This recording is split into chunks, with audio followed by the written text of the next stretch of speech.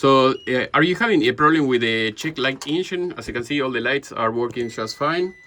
So I want to tell you my experience. I took this van to a mechanic and they did a disaster. So you see, I have no light check engine or transmission light either, so everything works great. And I wasn't able to move it back and forth, the vehicle. It wasn't driving at all, and nothing was working properly. So after I doing a lot of research, taking everything apart, I found the problem. So if you want something that is going to work very well to check the codes, this product works very well. If you want, I can leave you in the video description if you want to buy something like this.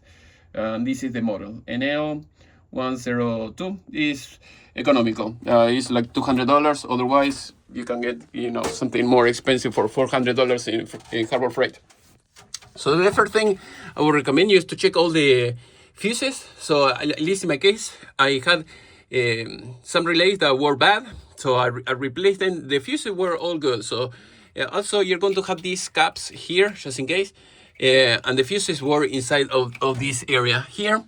As you can see, you have some relays and more relays and more fuses. I don't know why they don't have here more fuses and more relays, as you can see.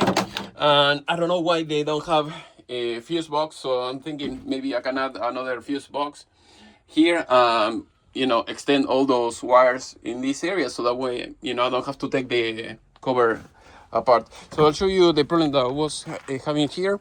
So as you can see, this is the box that was in that area.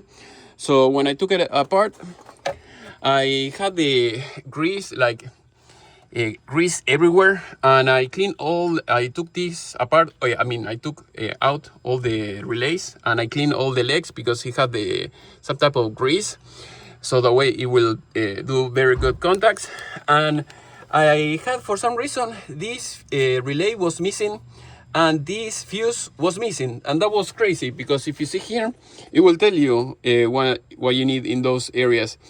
And after I put all those fuses back, clean up everything, the step van works great. I don't have any issues. The transmission works, everything works.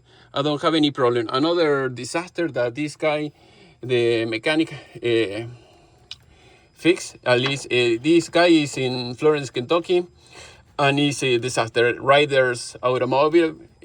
What he did is he took this relay apart. He took unplugged it and put this cable inside and put it back in.